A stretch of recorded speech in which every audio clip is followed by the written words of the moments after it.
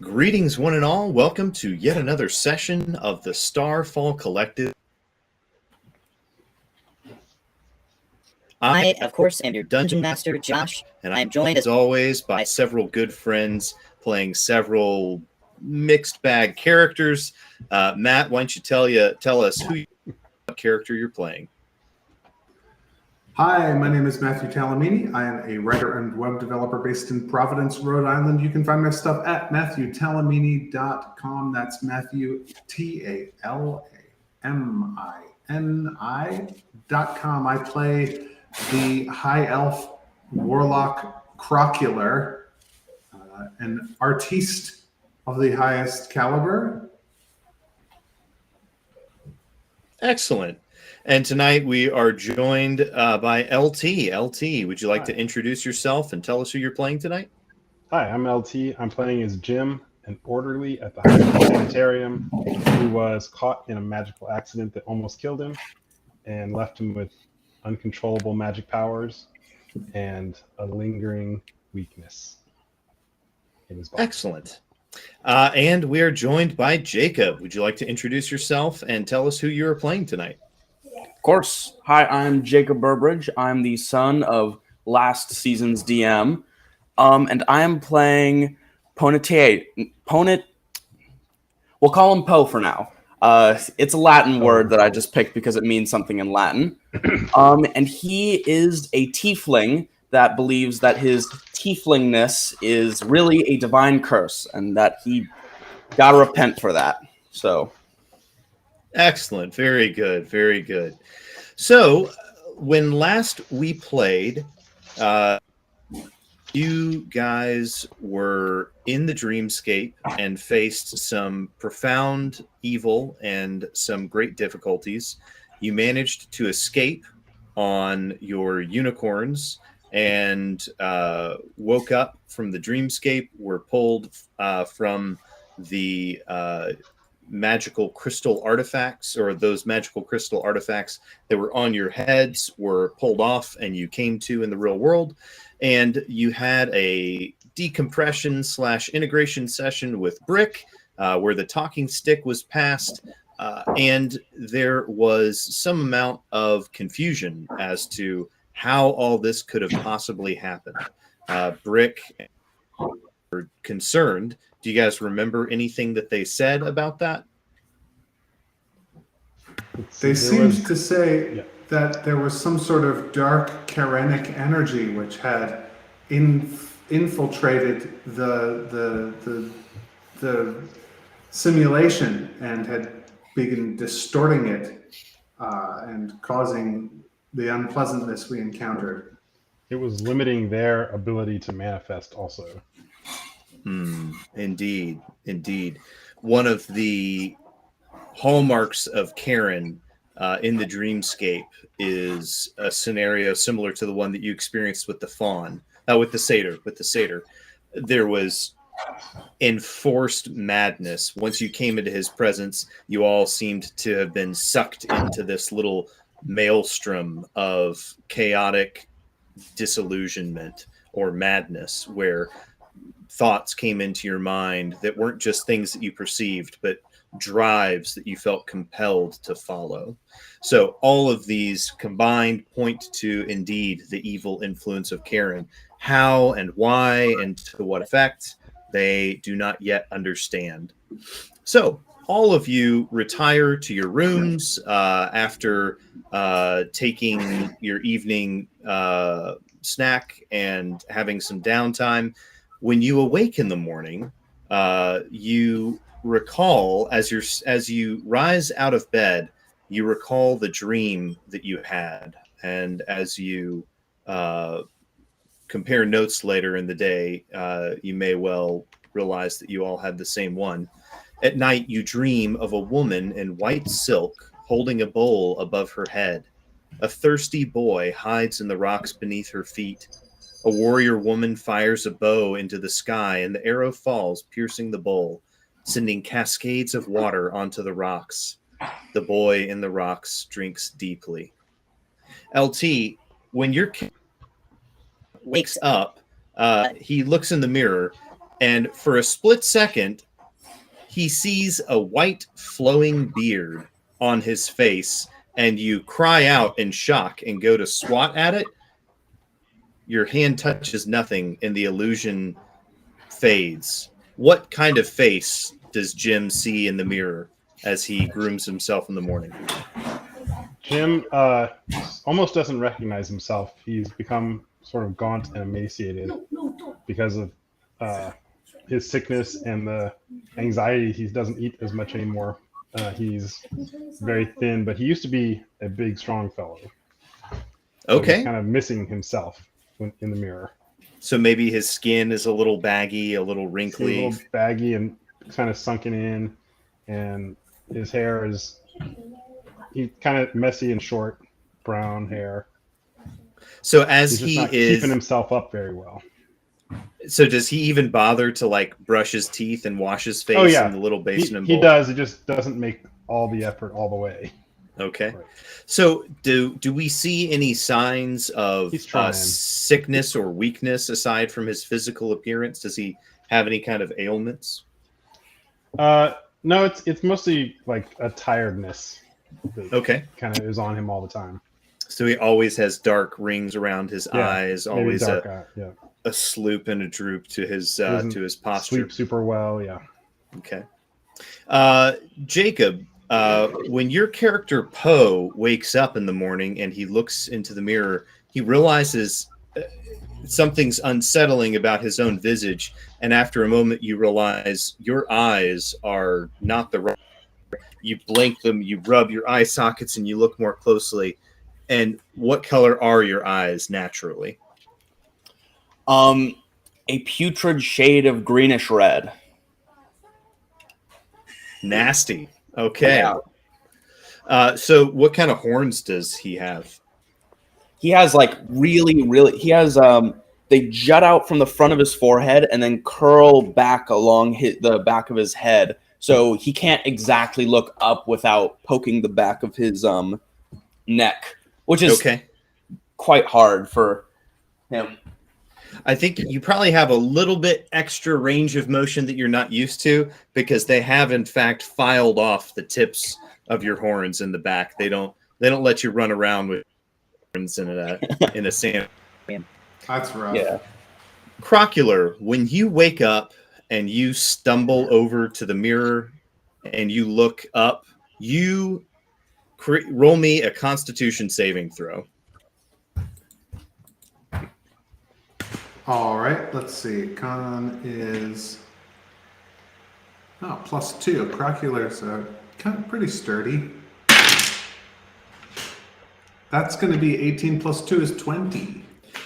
For a split second, you don't even recognize your own face, and you have a flash of a panic attack for a split second, but you manage to steal all of your resolve. You clench, you grab your own chest with your hands, you tighten up, and you prevent yourself from projectile vomiting onto the mirror.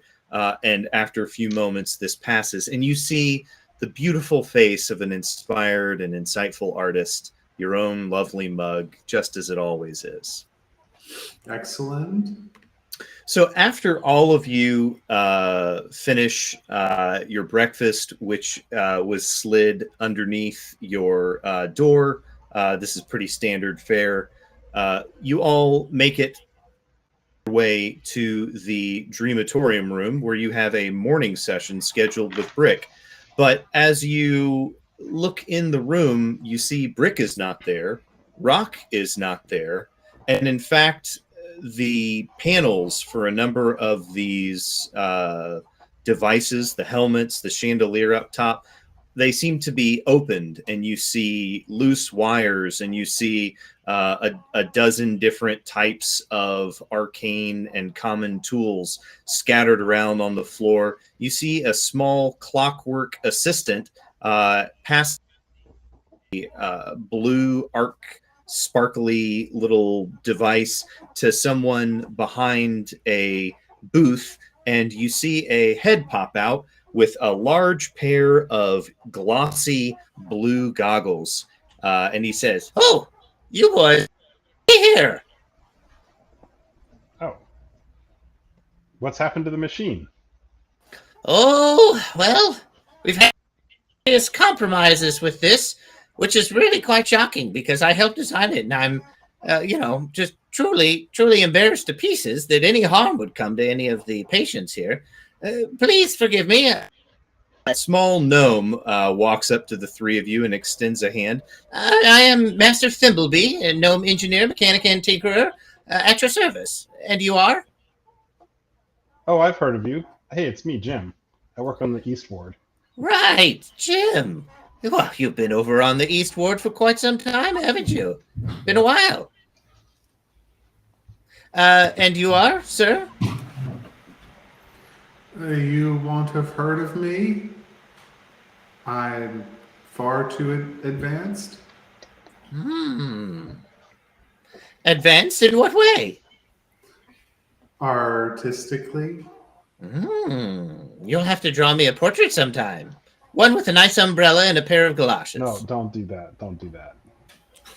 I begin. Oh, and you? Who's this tall, dark storm cloud of a gentleman? Sticks his hand out to you, Poe. Well, it'd be best if you don't know who I am. Do you have factions after you? Perhaps ninjas or demons? And he winks at you. Poe is going to look at him just with the "how dare you" kind of look, like that was uncalled for, and he's gonna start grumbling and walk away. Oh, a stormy one indeed. Master Thimbleby, walks over to you, and he says,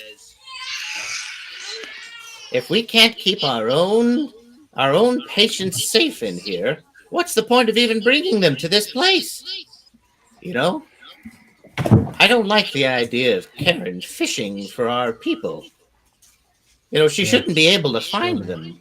All right, there's a sort of arcane wall that this device puts up that should be impervious even to the likes of Karen. It's almost as though she cast her net into the darkness and still managed to snare the lot of the folks that were in here. Jim, furrows his brow and he's very concerned, and he says, "I trust that you can fix the machine." Well, I'm not even sure if there's anything wrong with it. I mean, I so far I haven't been able to find anything wrong with the technology. I just don't understand how she could have got a bead on all of these folks while they were in the nightscape. sorry, he says dreamscape. I said nightscape. Yeah. Master Thimbleby says dreamscape. Okay. Oh, who's this? Is that Ivan? What? Where am I? Ivan, you walk into the dreamatorium room where you're supposed to have a morning session in the dreamscape, and instead of seeing you show up late and you expect everybody to already be plugged in, so to speak, but instead you see Crocular, your friend, as well as a tiefling with filed off horns in the back, and a orderly who looks absolutely horrible. He looks like he used to be a big guy and he's lost all the weight, like he's got some sort of wasting disease. And you see a gnome, Master Thimbleby, who has taken apart a number of the panels of the chandelier and a number of the headpieces and is tinkering around with them. He's being handed tools by a small clockwork assistant who's about 2 feet tall. And Master Thimbleby turns to you and says, "Oh my goodness, big fellow! Hang on, wait a minute. You, big fellow, odd fellow. Were the two of you in the dreamscape last night when all of this happened?" Yeah. I may have been in reality for the first time. Ivan shakes his head. Are you trying to fix it? Well, I don't even know if there's anything to fix, to be honest. I haven't found any sort of flaw or short or weakness in the system. I was just telling your friends here, by all rights, Karen shouldn't have even been able to find you. It was almost like she cast a net into the darkness and caught you anyway, blind. I just don't know how she could have possibly laid eyes on you. Real quick, I'm sorry to interrupt. Jared, you're using headphones and yet we're getting an echo from you, as though your microphone is picking up what Josh is saying. There was even a little bit of feedback, so I don't know what's going on with your sound setup. Okay, I'll leave and log back in. And Sorry. No, it's quite all right. Quite all right. We're just in the middle of one of the most important role-playing segments of the evening, Matthew. Continuity is ruined. I muted him to make sure it was actually him. Okay.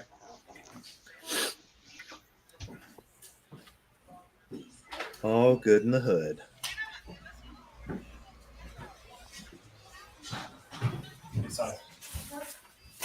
Do we Say have you something, back?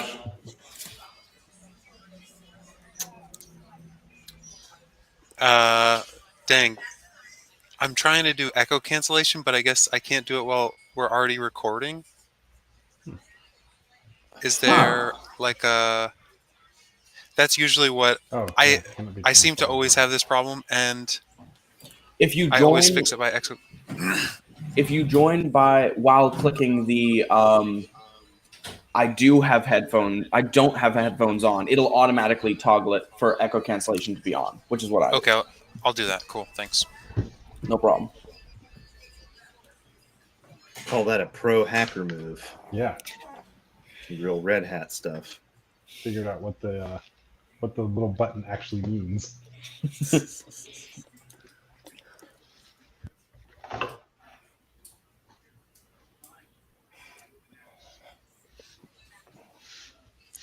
Okay, is that better? Yep. No echoes or anything? Okay, Okay. thanks. So Thimblebee says, By all rights, Karen should not have been able to capture you, or, it was like she was throwing a net into the dark and still managed to catch you. I don't understand how she could have possibly laid eyes on you. Yeah. I guess we have to find her shore. For sure. Or her boat. Now, why on earth would you want to get on a boat with Karen? To cut the net. Well, we got to deal with her, right?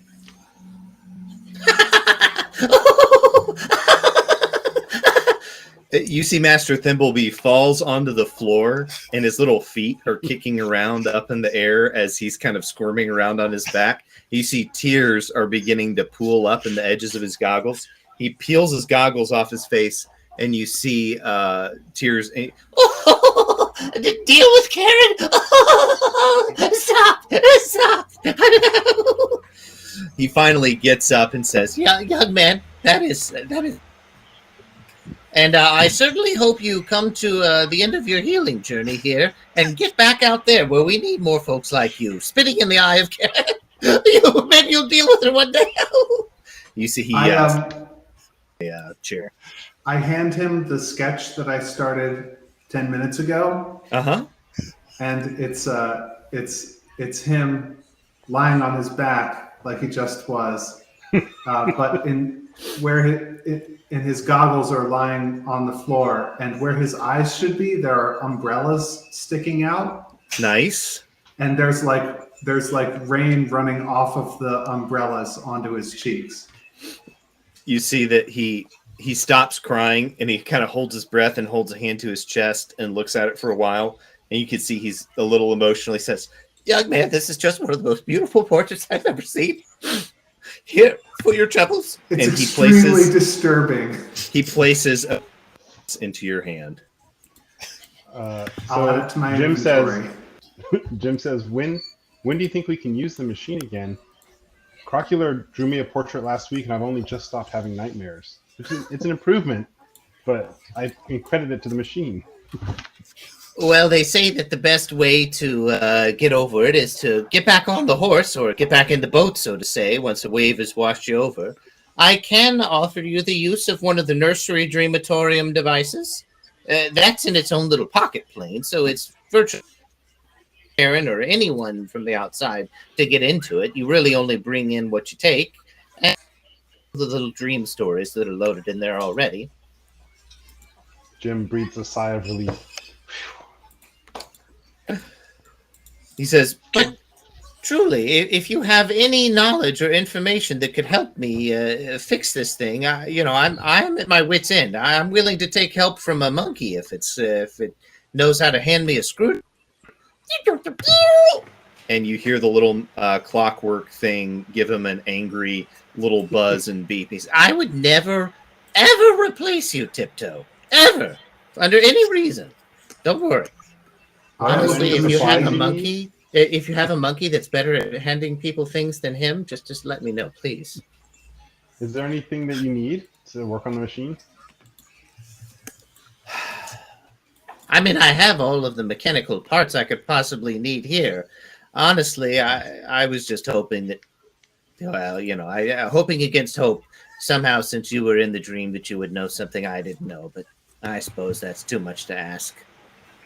I would like to think back and see if I know anything that would be useful to him. Make me a insight check or an arcana check. Anyone who would like. Oh, I want to make an arcana check because my arcana is -1. Excellent. Well, really. Oh man, that's actually 19 -1 is 18. So I Nice. An 18 arcana. Ivan, you can make an insight check or an intelligence check. I got a 4. A 4.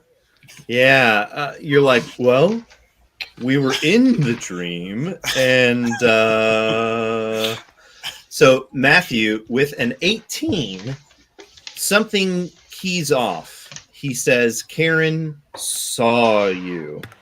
And you realize that the most significant arcane feature in the entire dream was that tower with a giant eye.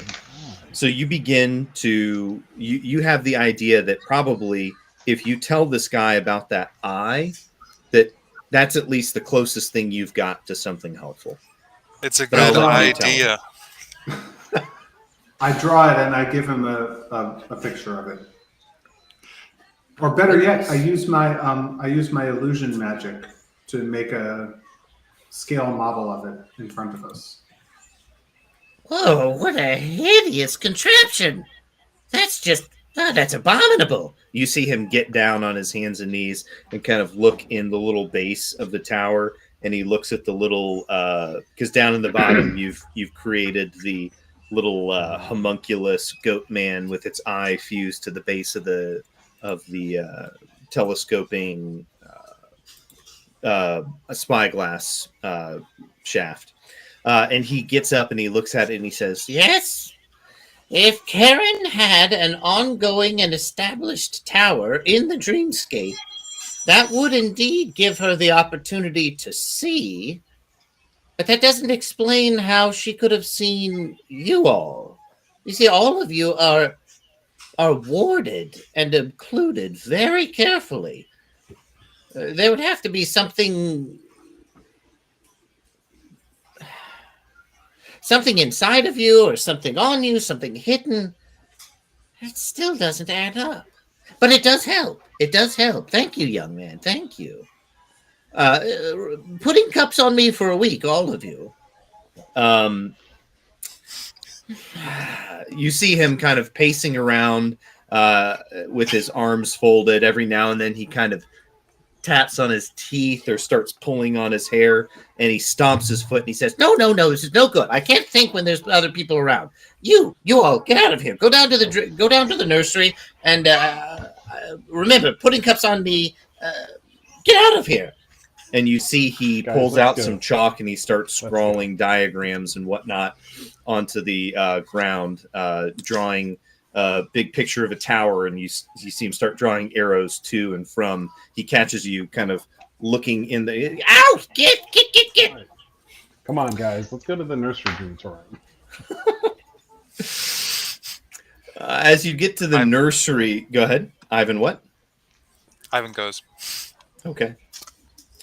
As you enter the nursery dreamatorium, you see that all of the walls did a pale yellow, and there are little paintings of little plants and flowers and shrubs around the edge of the walls. And on each of the little pillows in a circle around them, you see a familiar helmet, and you see a smaller version of the chandelier. This one's just kind of standing in a tower, almost a little bit like an umbrella.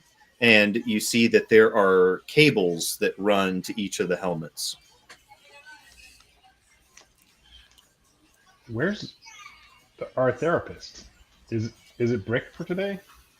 Oh, in the nursery, you don't even have to have a a therapist to use it. That's why Thimbleby sent you down here. But you don't know. You haven't found him. You haven't. You didn't ask Master Thimbleby anything about Brick. Mm-hmm. He just told you that your session was canceled because the device was being worked on. I sort of assumed he would be down here.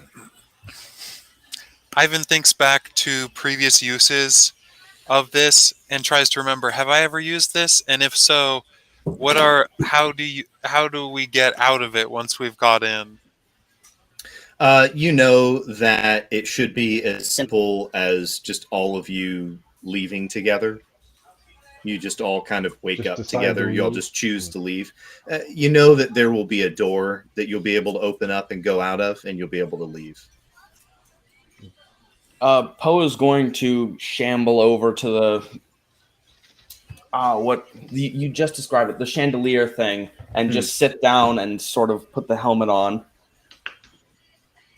You see Poe immediately, his eyes kind of roll into the back of his head, and you see him achieve a slightly off-kilter but relaxed position.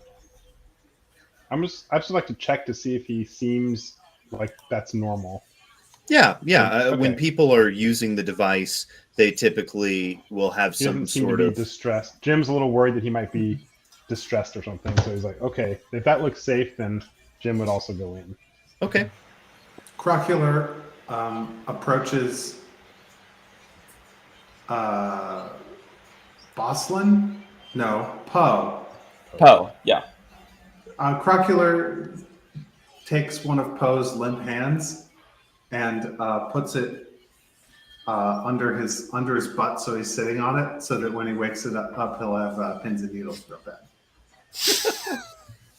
And then he goes under himself. Ivan goes in too. So all of you find yourselves standing in a pale, glowing room. Even the floor is barely visible. And ahead of you, you all see a door. Each of you give me one characteristic about the door. It's very high with an arch. It's not like flat on top. It's rounded on top. Okay. So a tall it has a garden arched... painted on it. A peaceful garden is painted on it. It has a lot of really, really almost profane religious imagery on it. Over the garden? Yeah. Ah, you monster. It has a deadbolt, which you can pull from this side. Wow.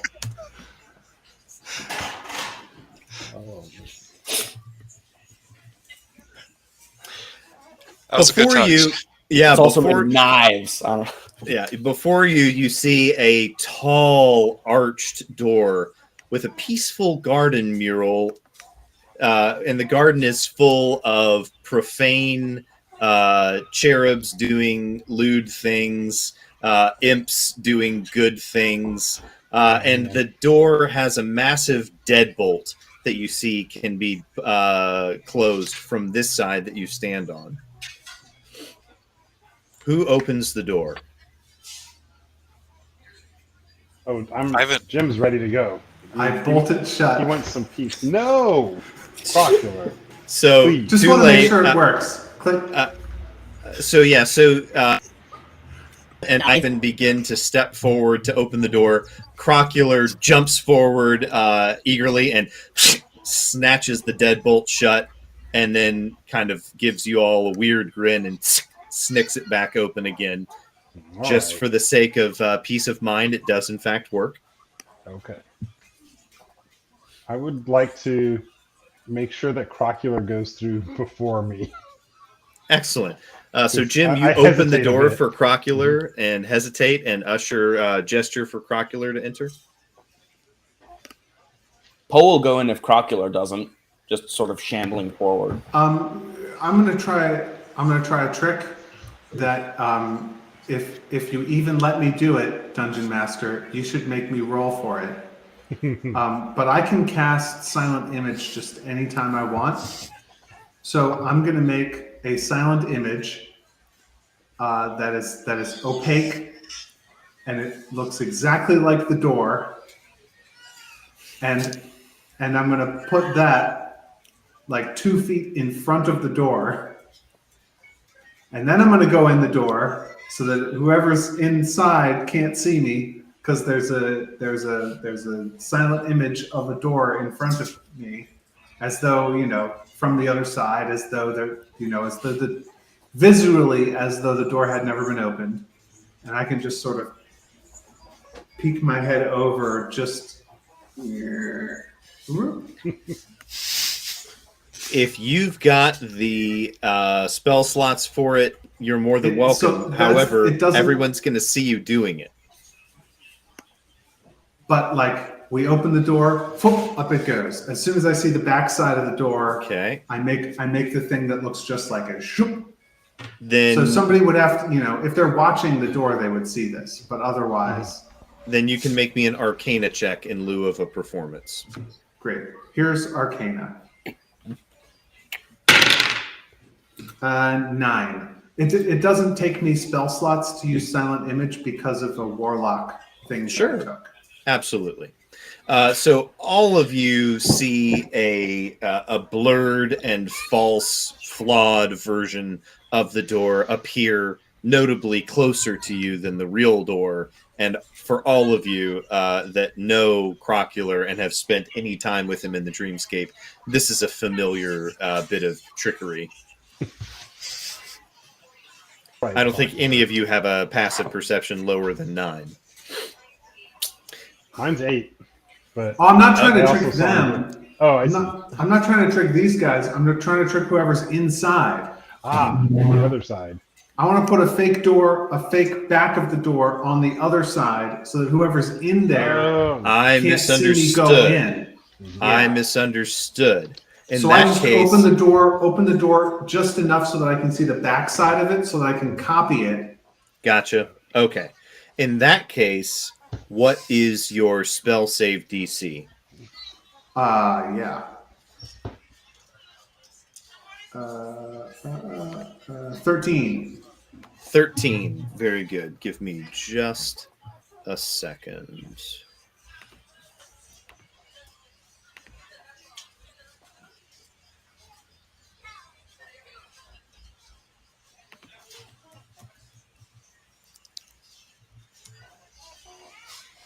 Alrighty. Yeah. You feel very confident that you have you've copied this faithfully. And as all of you step into the hallway, tell me, is your silent image translucent from the other side? Can you see through it one way but not the other, or is it opaque both ways? You create the image of an object, a creature, or some other visual phenomenon that is no larger than a 15-foot cube. The image appears at a spot within range, lasts for the duration. Doesn't say anything about being translucent. I assume it's opaque. If somebody were to were to try and touch it, their hand would go right through. But visually, it looks just like the door, unless they pass an intelligence investigation check against my spell save DC. Okay. In that case, I will let you use the existence of this door as a way to have advantage on perception and stealth checks to try to stick one eye through the illusion. Hello. Welcome. Good to have you with us. Good to see you guys. So, roll me both a stealth and perception check with advantage. Anyone who wants to use this door to peek through. Wait. Me first. I have pretty good stealth. Yeah, Crocular has stepped forward and done this first. So 20 stealth. Okay. And what was the other one? Perception. Not as good. 16 perception. You see a small chicken darting back and forth in and out of doors that crack open, and the chicken will dart out. Sometimes it'll run right across the hall to another door. But yeah, you see down a long hallway, and intermittently this little chicken pops in and out of doors. How many And it doors? doesn't seem to notice you. You can't tell. You see that the hallway goes on for a ways and then turns, but you can already see 6, 7, 8 different doors here. I turn back to the chicken others across and the I hall. report this to them. What color is the chicken?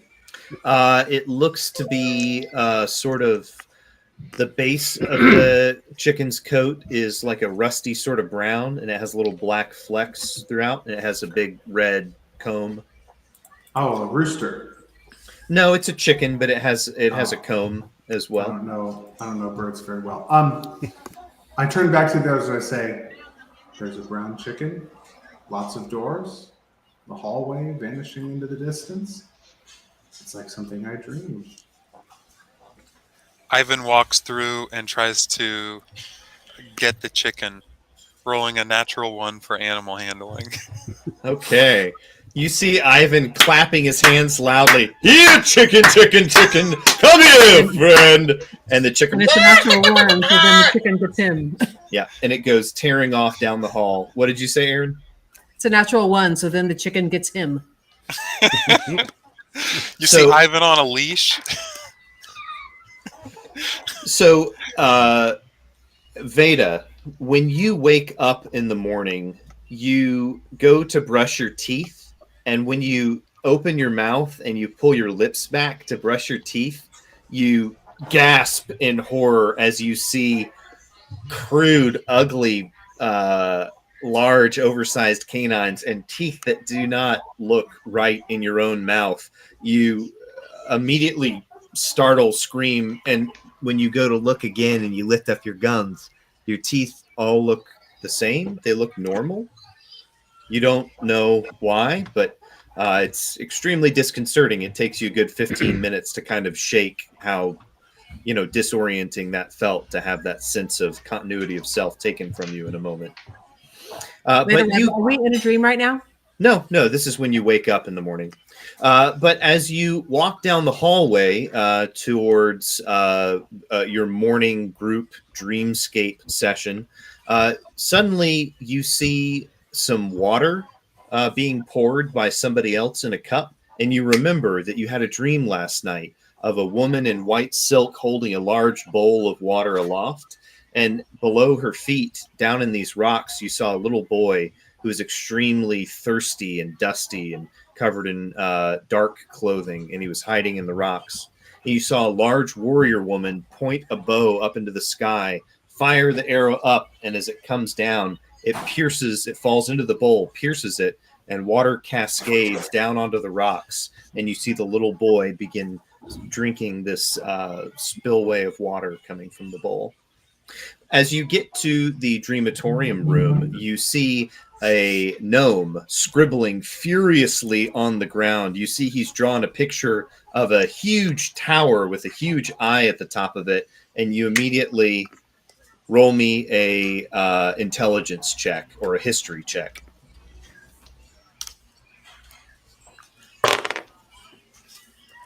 6.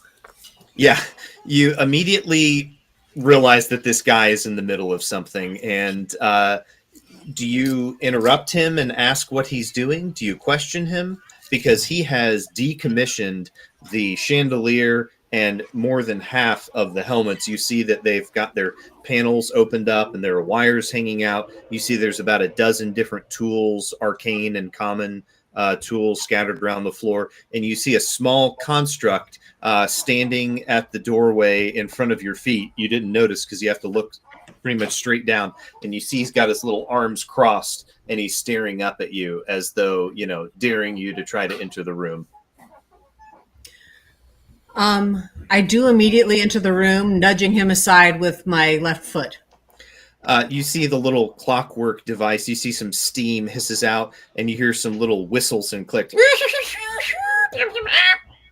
And the gnome on the ground pops up and says, No, I can't have you in here mucking about while I'm trying to do very important work. Now, there's some dark influences going on here, and it's going to be my hide if I don't get to the bottom of this.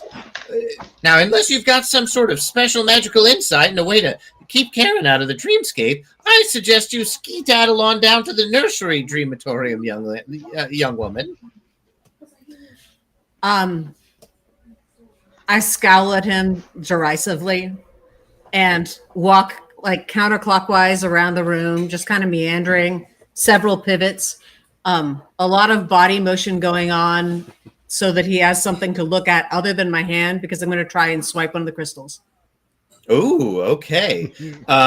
Roll me, as you're kind of swaggering around, you do pass by a point where your hands are out of view of him. He's a small guy. It's not that hard to get a bunch of objects in the way. Roll me a sleight of hand check.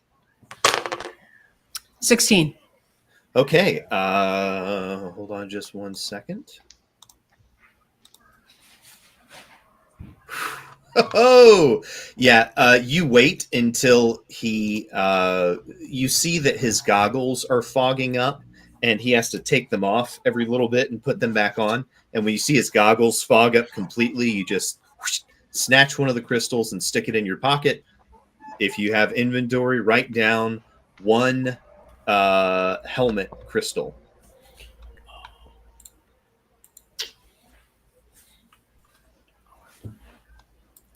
Jacob's going to figure out how to do that for me. I love that none of you good little boys thought to act like an absolute cretinous knave, like the arguably most virtuous of us IRL. I did several disturbing things in character. Yeah, but you didn't steal property, and property is the only true value in this life. I'm just kidding. All right. So yes, congratulations. You managed to snatch one of these crystals as you're making your way around. And by the time you get back around to where you entered the room, both Thimbleby and the little construct get behind you and start pushing you out of the room. And Thimbleby says, unless you have something to contribute here, madam, I suggest you join your friends down the hall. Second door on the left. Please don't, and watch out. There's a spill in the right over there. Watch your step. You see there's a little puddle of something that's spilled. I take a good look at the spill as I'm heading down. See what I see. Yeah, it looks like somebody dropped an entire bowl of soup, and it's you see little chunks of slices of mushrooms and stuff like that in it. But not water and not shards of bowl? No. You see you see a wooden bowl, and you see where it has split in half where it was dropped. So it looks like somebody dropped it and then didn't even bother to pick it up. So up ahead, you see a room that has lovely pale yellow walls with little pleasant paintings of flowers and plants and shrubs and grasses. And you see that most of the pillows that are arranged in a circle in the middle of the room have one own high view sanatorium fellow inmates, patients, already sitting there with helmets on. You see Ivan has put his helmet on as well, and you see him as he just begins to fall asleep. So, as you enter the, I take it you put on the helmet, or do you pickpocket your friends while they're asleep? Oh, I'll take a seat and put the helmet on. Okay. So you take a seat, you put on the helmet, and you see all of your friends entering a room where there's an immense door, a high door with an arched ceiling to it, and there is a beautiful mural of a garden.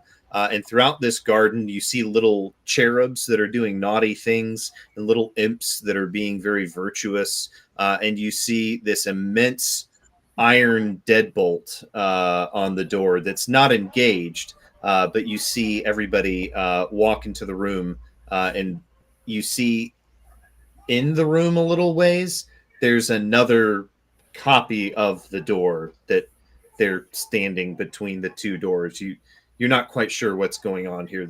You've never seen this. It's very confusing. Are there actual cherubs and actual nymphs, or is this the decor? It's what's painted on there. Yeah. As you stare at them for a long time, you could make a roll. It depends on how long you stare at them. Are you staring at the door, or are you following your friends? Now I'm following the people. Okay. As you enter, as you step forward, you hear Crocular say, "There's a chicken, a little brown chicken, and it's running down the hall." And you hear Ivan smashing his huge hands together, saying, "Come here, chicken! Me, chicky! I won't eat you! Just come here!" So you're caught up. You are with everybody. All right. Poe is going to walk down the hall, sort of looking at everything that he can, trying to survey the situation. So you see doors, door after door after door, some of them made of oak, some made from wattled sticks that have been woven together and filled with mud and pitch. Some of them seem to be crude, some expensive, some simple, some just a translucent magical barrier. And you know that inside of each of these doors lies a different dream. Poe is going to just keep walking down the hall, trying to look for one that looks painful, I think. Yeah. Roll me a perception check. Perception or investigation? Investigation is like putting together pieces of information while you ask people questions. Perception is using your eyes to notice something that you're looking for. Fair enough. 11. Very good. With an 11, you see...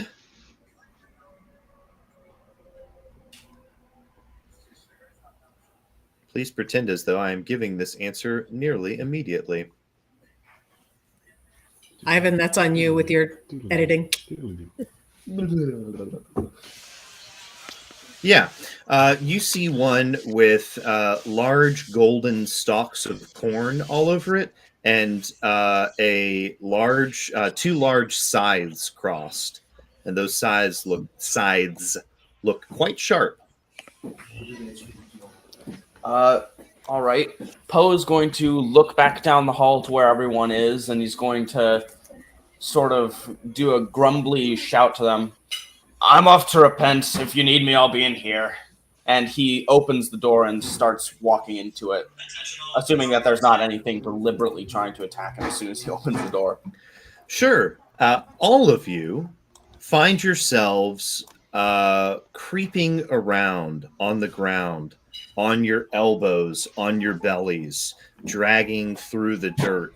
Huge green, tall stalks of corn surround you. You see that up ahead, some of the stalks of corn, the endless sea of green, you can barely perceive that it ends up ahead. There's still more corn in front of you, but you can see down low at the very lowest part, that it opens up into an open area in the field. Have any of you guys ever seen a chicken in that hallway before? Is that something that's unusual? Has anybody ever seen the hallway before? Or I assume the hallway was normal. Yeah, was the hallway normal? None of you have been in this hallway okay. before. You've been in the nursery before, Mhm. but typically that was, for free time, or there was a very particular little story that you had to go watch. Most of you have spent little to no time just messing around in the nursery. Um, Well, Poe's just going to keep struggling towards the end of the cornfield. So as you continue to crawl along, you start to your shoulders are a little too wide. You bump a couple of the excuse me stalks clumsily, and you hear a soul sucking, stomach shrinking scream that pierces the air, the cool, dark fall air.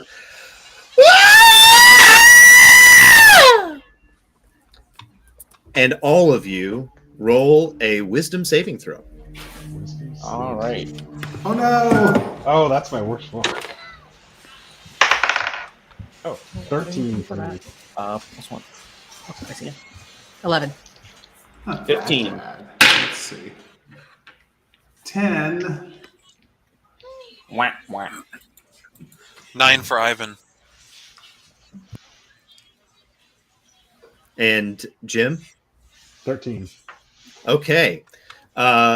Everyone but Poe, you immediately are paralyzed in fear. You cannot move. Poe, you have just enough time to possibly react as you hear the sound of footsteps pattering along. Roll me initiative. All right. I All shall. of us? Or Nope, one just person? him for now. Just Poe. 8. 8. Yeah, Poe, you see 1, 2, 3, 4. Okay. You see a scarecrow come pounding down the lane, down the row of corn, and snatches up Crocular. You see that Crocular is a strange-looking, wide-eyed little boy wearing strange suspenders. He has tousled hair, and you see that he's clutching a little smudge of some kind of charcoal in one hand, and you see that he's got a piece of birch bark that he's scraped off of a tree in the other. And you see that Crocular barely has time to gasp, much less scream, before he is snatched off and disappears down the dark cornstalk row. Shame. Is it my turn? Goodbye. It is your turn. All of the rest of you become unparalyzed after a few moments. Poe is going to sort of shake his head and say, "It's dear shame," and just continue crawling down the path towards freedom, hopefully. Help! Help! No. You hear that sound of help. The second help is suddenly muffled and cut off short.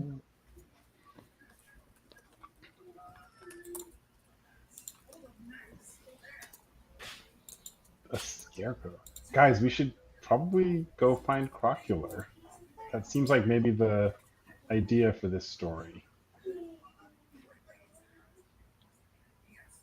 You know that saying things out loud like the idea for this story Okay.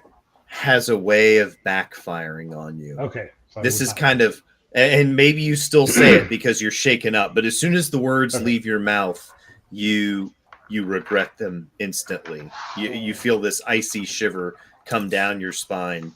Kind of the first rule of the dreamscape is that if you don't want the dreamscape to become self-aware and turn on you and suck you even deeper in, you don't talk about the parts of the dreamscape that you don't want becoming like I would be self-aware aware of and that, sucking yeah. you in. It's kind of like a 'Cause magical Skynet Inception kind of thing, you know? Okay. Yeah. I'm trying to be like pro using the dream to get better, so I would not have probably said that then. Roll me Unless I was a faking. intelligence Yeah. check. I'll do Roll that. me an intelligence check. It's just a DC 10. 18. 18. Yeah, you have that thought, and then you're about to say it out loud, but instead you say something much more clever. Let's go find Crocular, guys. Yeah. Crocular is saying to himself, I think I've been grabbed by my master. He's going to show me beautiful things in an art gallery in outer space. It'll be wonderful.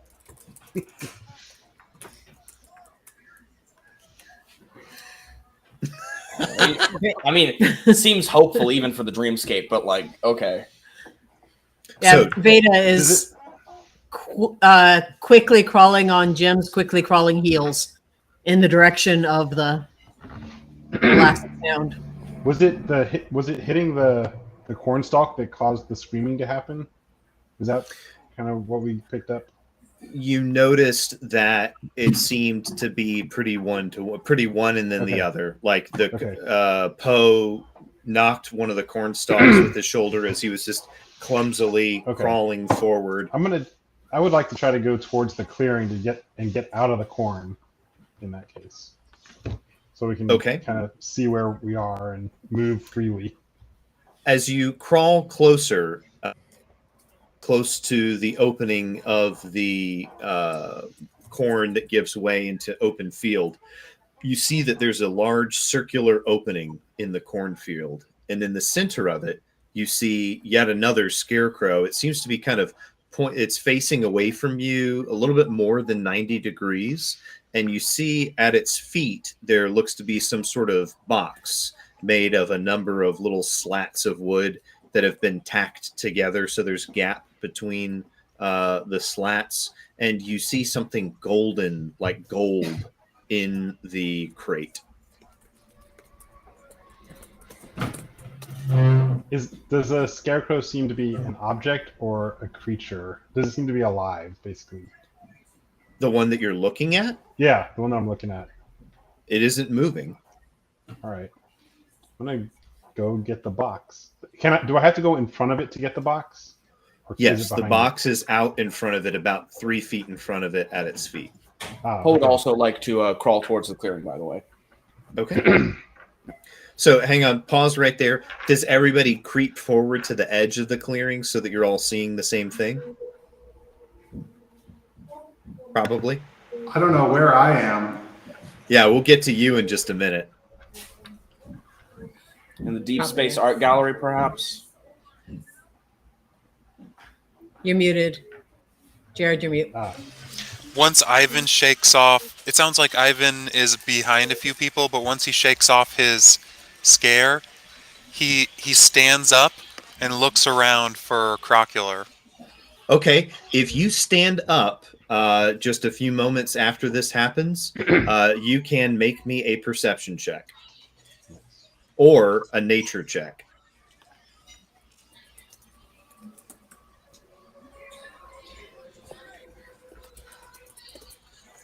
Perception check 12. Okay. Yeah, you... Let's see here, actually.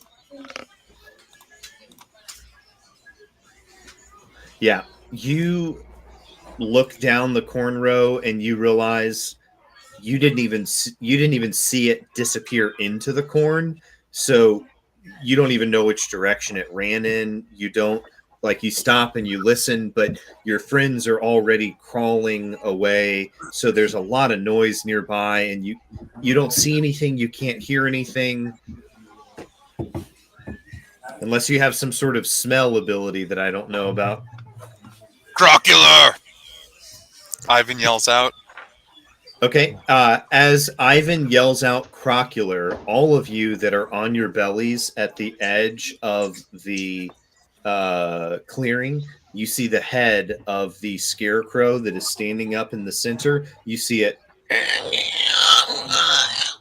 turn in the direction of all of you that are laying on your bellies and peering out through the dark shade of the corn. But you see the face is turned almost exactly towards you. Crocular! You see it snatch one of its arms. It rips an arm loose from the stakes. There's a set of stakes in the ground, and it rips one of its arms down, and you see its head turn awkwardly up towards its other hand. How far away is it? It's about 60 feet. I'd like to walk towards it and say, "Hey, buddy," and cast Charm Person on it. So you hop up and you walk forward, and as So I'm you within do 30 so, feet, basically.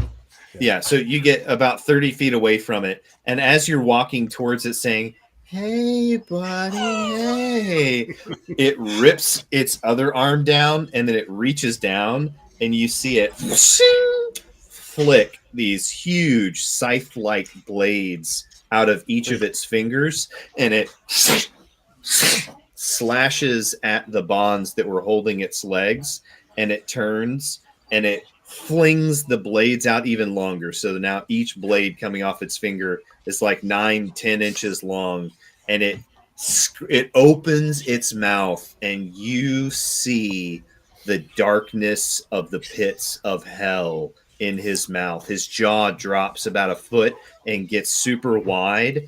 Make me a wisdom saving throw as you stare transfixed into the horrifying, terrifying abyss of its mouth. Wisdom saving throw. Wait, he can do All of us are just him. Oh no, 5. Just him so far. Yeah, you see your friend is flat-footed standing there, drooling with his arms limp at his side, his knees locked, and you see this thing drop its weight down and begin to lunge forward towards him. Everybody roll for initiative. What about me? Ooh. Yeah. So I'm trying to figure out. Let's hit pause here. Everybody else but Matthew, take your headphones off, and I'll wave like this when it's time for you to come back. Okay. All right. Sound. Okay. Crocular, you have been snatched up. You realize that your body is flipping around like a rag doll compared to the girth of your manly body. You look down and see that you have the hand of a child, and you just innately feel that your body is oh no, Ivan's not muted. That's okay. We'll just keep going. So we see that the scarecrow is carrying you forward, running at a breakneck pace. It's painful every time he steps. His foot hits the ground. You can feel wooden stakes that comprise his skeleton stab into you. And he gets to an enormous barn with huge barn doors, and he kicks them open. We see him reach for a huge spool of wire, and he begins wrapping barbed wire around each of your wrists, and he goes up to the corners Should I of be the taking rafters. damage? Yes, take 1d6 of damage.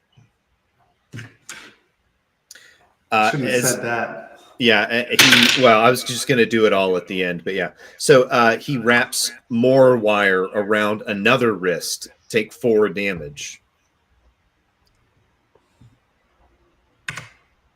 All right.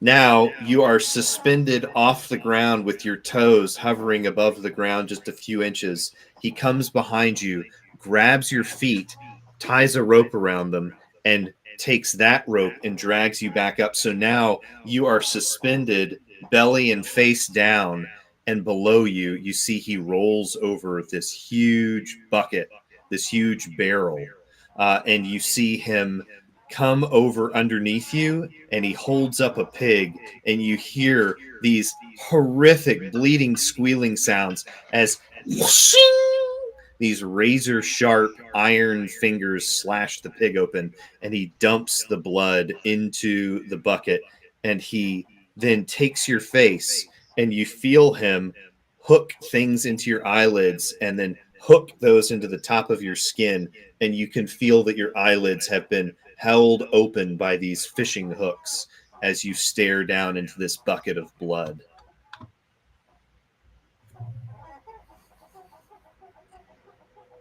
No one's looking. No one's paying attention. There we go. Okay, wow, that's okay. Yep. I see. Actually, I need to look something up real quick. I'm going to ask you a question in a minute. Oh,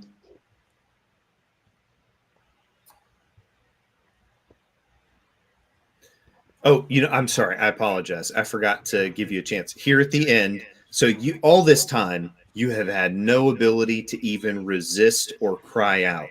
But after the scarecrow, oh, Jared, sorry, you shouldn't hear this. I'll wave again when it's ready. I'm sorry. After the scarecrow pours the blood in, you hear his footsteps disappear, and you hear the barn doors close. Make me a wisdom saving throw to see if you can shake out of this. Okay. I'm rolling really well tonight. That's actually a 19. Okay, you do in fact snap out of it. You don't have your hands are up here and your legs are behind you and you're suspended.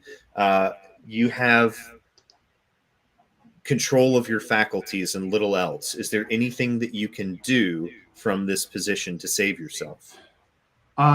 So I'm assuming that with my hands tied, I can't cast any spells that would require somatic components, right?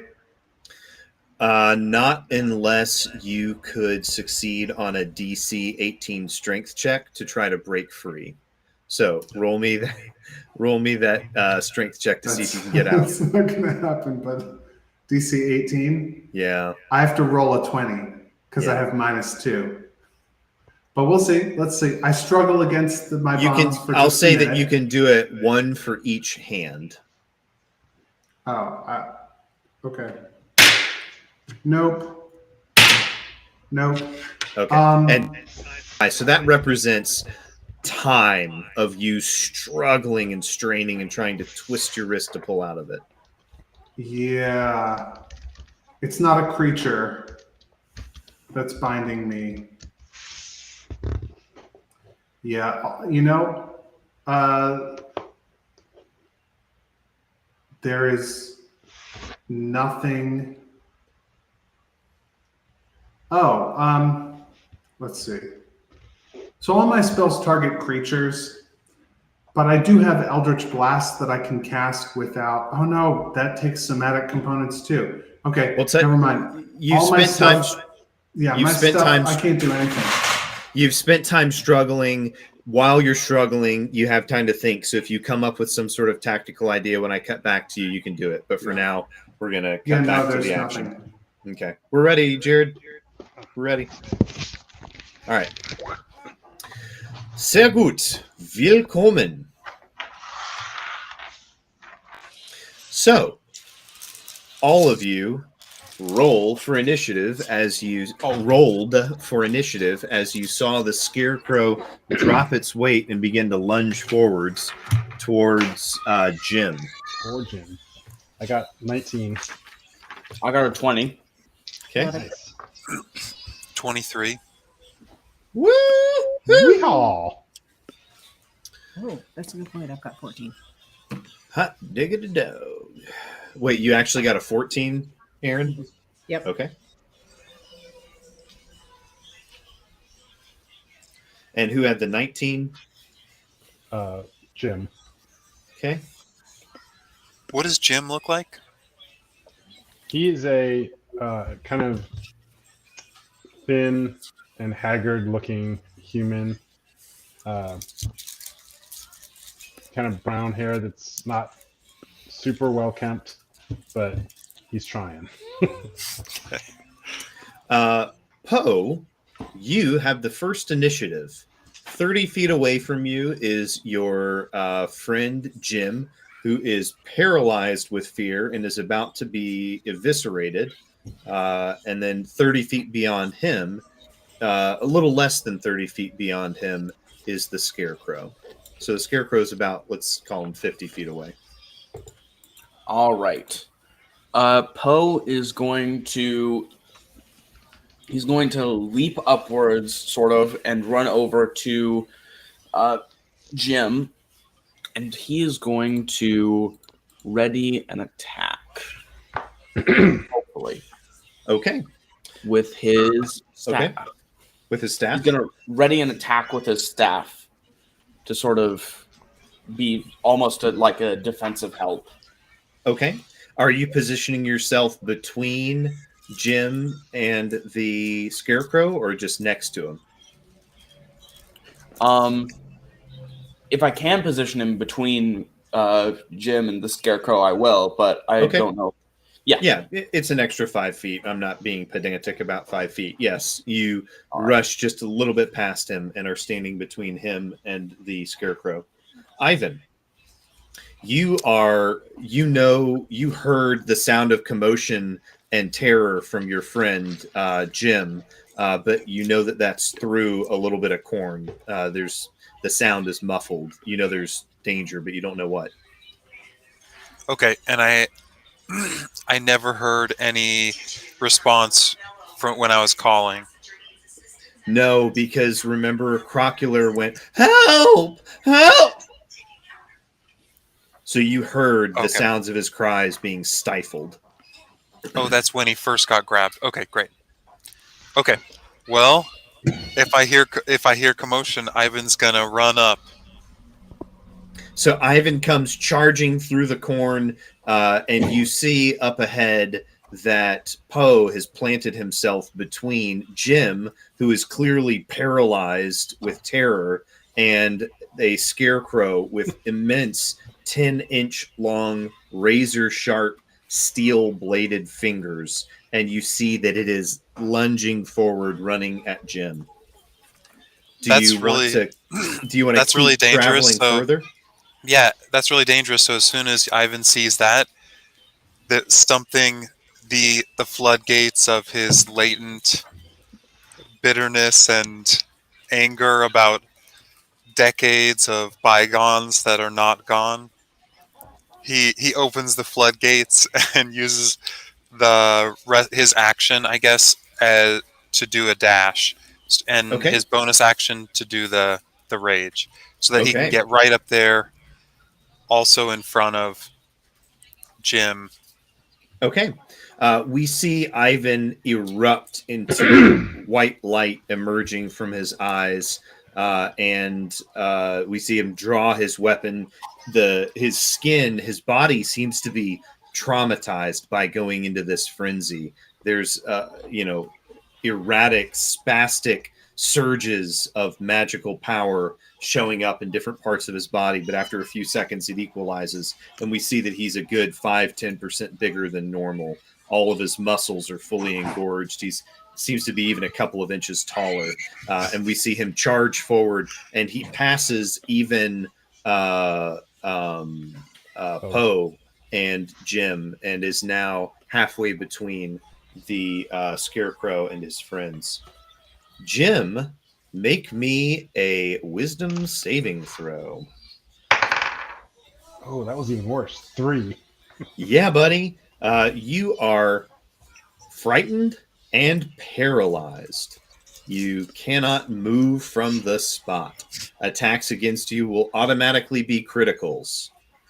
So have fun with that. Is reminded of the accident that caused him his troubles, and he's just rooted in the spot. Let's see here. Aaron, it is your turn. Beta, not running as quickly as the other two, but scurries up behind Jim. Doesn't pass over Jim. Does have her blade drawn, And we should probably pause this in the whatever goes live timeout. So I am a storm person. I want to like blow and summon wind. I don't know. I don't know in my actions that anything is like that, but it is part of my character description. In that case, Yeah, you I have a have a spell. thing. I have a thing for you to do. Okay. Roll me an Arcana check. Okay. He also has a spell just called Gust of Wind. Do? Yeah. It's a second level spell slot. You can use it. Okay. It's probably once per long rest. So Okay. if you want to use That's that. pretty great. Also, I got a not natural 20 for Arcana. Excellent. So, having this really clear idea of what you want to accomplish and having a gust of wind spell, you focus all of your not only innate arcane abilities from your bloodline, but your strength of mind, presence of will, your force of ego upon the very fabric of the dream. And as you cast Gust of Wind, not only does a maelstrom of like 60-mile-per-hour hurricanes begin flooding out from between your hands, but you see dark storm clouds begin to whip around, and you see sheets of rain coming in from a little ways away. You have effectively started to stir up a storm. This wind blows right against, slams into the scarecrow. Would you like to read me the subtext for Gust of Wind, like what it does? Gust of Wind is not a spell that we commonly see or use, and you're probably going to be using it a good bit since it's a character ability. So here, the first time you use it, let's get a reading. Oh, yeah. Line of strong wind, 60 feet long, 10 feet wide, blasts from you in a direction you choose for the spell's duration. Each creature that starts its turn in the line must succeed on a strength savings throw or be pushed 15 feet away from you in a direction following the line. Any creature in the line must spend 2 feet of movement for every 1 foot it moves when moving closer to you. The gust disperses gas or vapor. It extinguishes candles, torches, and similar unprotected flames in the area. It causes protected flames, such as those of lanterns, to dance wildly and has a 50% chance to extinguish them. Okay. As a bonus action on each of my turns before the spell ends, I can change the direction in which the line blasts from me. Okay. Excellent. So yeah, you see this gust come pouring out, and it blasts the scarecrow back. Not only is he flung backwards, he rolled a 1 to resist being knocked prone by this thing. So he goes tumbling into the corn, and you see him drag himself forward back out, scream in anger and frustration. He turns and begins flinging his fingers at the corn stalks, and you see them just go flying, and it chills you to the bone to realize how razor sharp those claws are. He turns and begins running at you. Poe, it is your turn. All right. How far away is he? Oh, I'm sorry. He's got plus 15. You roll a 1. Just enough. No, he would have to run. So yeah, he spends his turn getting up and running at you. Ask me that question again. How far away is he? He is now a good 35, 40 feet away from you. Darn. Actually, Just no, out. what? I'm sorry. He's run the whole way. He is now only 15 feet away from you. I apologize. I'm keeping track of He has distance to a little. spend 2 movement funny. to move 1. Yeah, he's running against the wind, and he got knocked down. So yeah, All right. he's running. He got outside of the jet stream of it and is now running towards you. But it took a lot of his movement just to get outside of it and then use his action to dash. And he's still not all the way to you. He's 15 feet away. All right. For purely cosmetic effect, I'm going to jump up. Is the gust of wind still happening, or is it just a one-time burst? Yes, no, it's continuously every second that goes by, you see that this storm is getting stronger and stronger. All right. Well, I'm going to run forward and sort of jump upward purely cosmetically and jump towards the scarecrow using the wind to like push me forward, and then I'm going to hit him once with my staff attack. Make me a dexterity check. All right. Savings throw or just check? Just a check.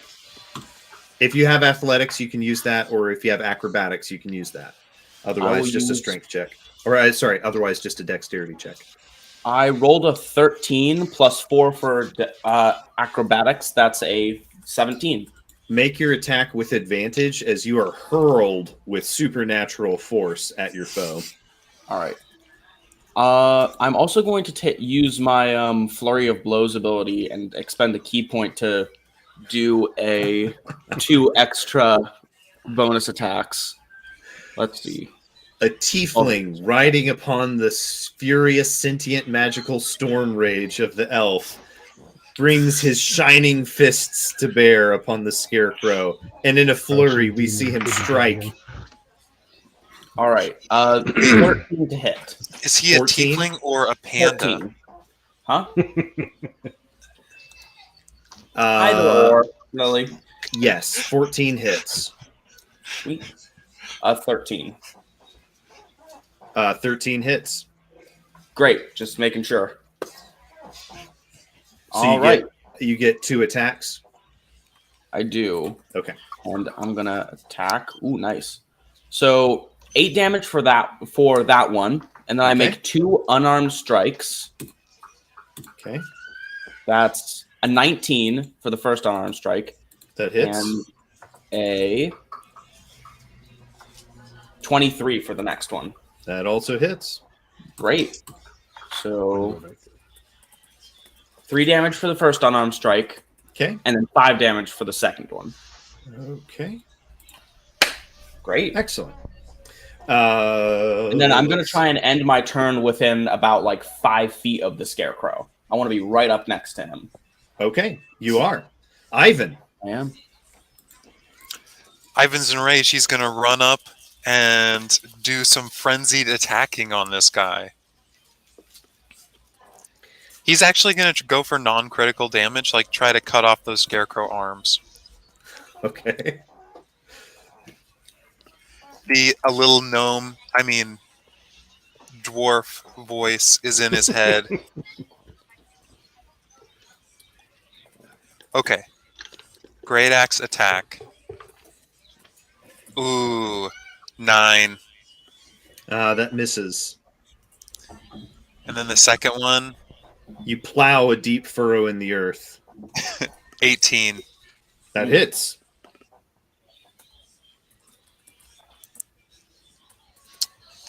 Ooh, 5. Okay. Nice. About the worst kind of hit I could get. The scarecrow turns upon you, Ivan, and you see that its eyes bulge out.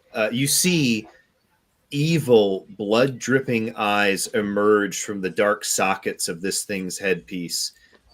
It targets you, and looking into its eyes, you must succeed on a DC 11 Wisdom saving throw, or be magically frightened until the end of the scarecrow's next turn.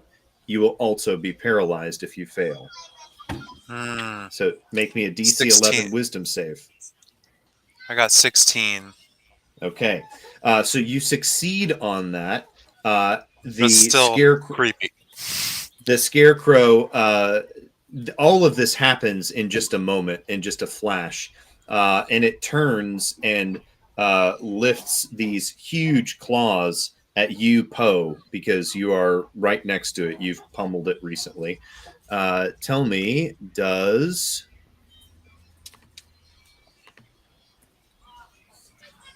Oh boy. Does a 13 hit? Oh, he's asking you. Oh, me. Sorry, I thought you were still talking to Ivan. Nope. A 13 does hit. Okay, then the other one does as well. So you take 12 points of slashing damage as these enormous razor sharp scythe blades that are sticking out of its hands slash into you. All right. This slashing damage does incur a usage of my hellish rebuke, however. So Oh, as the blades sort of flash across me, the blood sort of pools into this spike that of like greenish red putrid fluid, and it just stabs him. Hopefully, if it hits, tell me, what kind of damage does Hellish Rebuke do? it does 3d10 Emotional. fire damage. Okay, roll that beautiful. It's actually a dex save for him. 13. It's a dex save for him.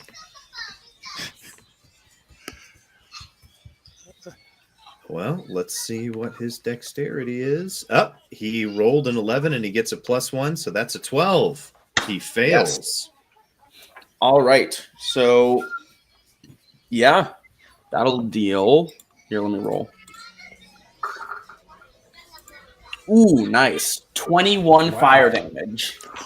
21 fire damage. You see that this thing begins shambling away from you in a charred, rictus, gangly fashion, and it is fire, mostly charred, begins, it picks a direction seemingly at random, and it begins running through the corn in a straight line.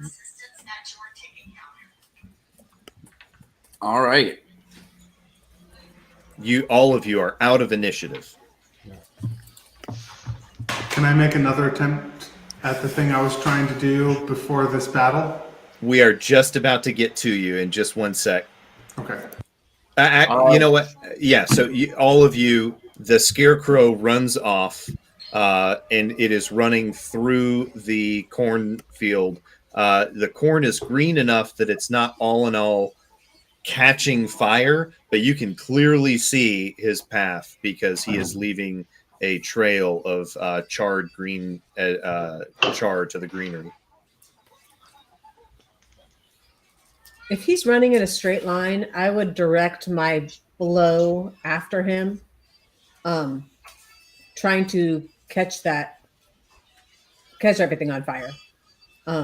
Yeah.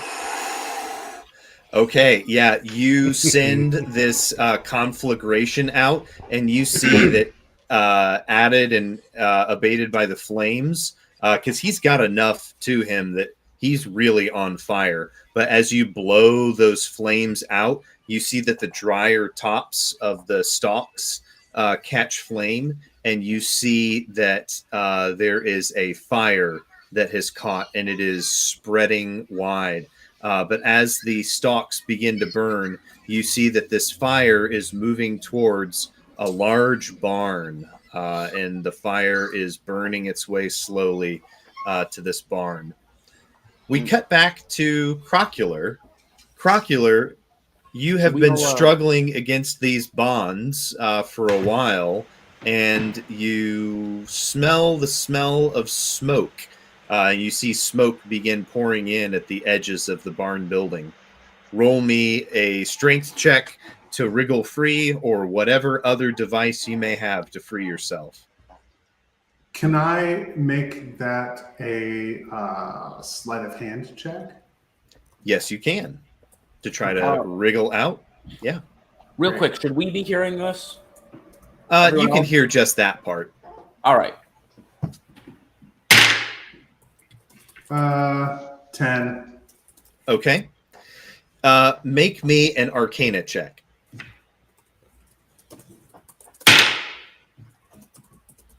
17. 17. Okay. We cut back to all of the rest of you. You see that as the corn begins to burn down and away, you see that the flames are moving towards a large barn. How big is that box that was at the feet of the scarecrow? It's about 3 feet by 2 feet by a little less than a foot deep. And laying in the bed of it, you see that there is a little bed of hay. You see a solid gold ear of corn. I'll take that. Okay. Jim picks up this golden ear of corn. All of What you is this? make me perception checks. DC 20. Wow. 1 9. -2. I have -1. I guess 0. Ivan? Oh, his ear things are off. Oh. Jared! Jungle warrior! It worked. I called out Jungle Warrior, and you looked and you put your earpiece on. Make me a perception check.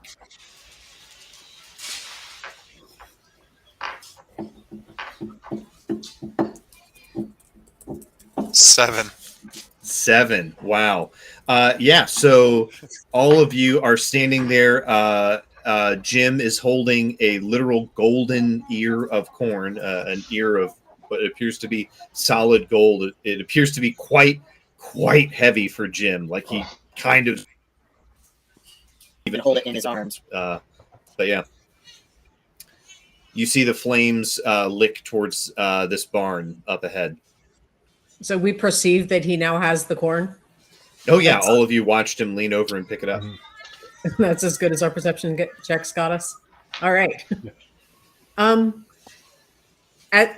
Not knowing where Crocular has gone, but now seeing a clear path where we can like see ahead, Veda would just start stalking in the direction of the path, which is pointing in the direction of the barn now.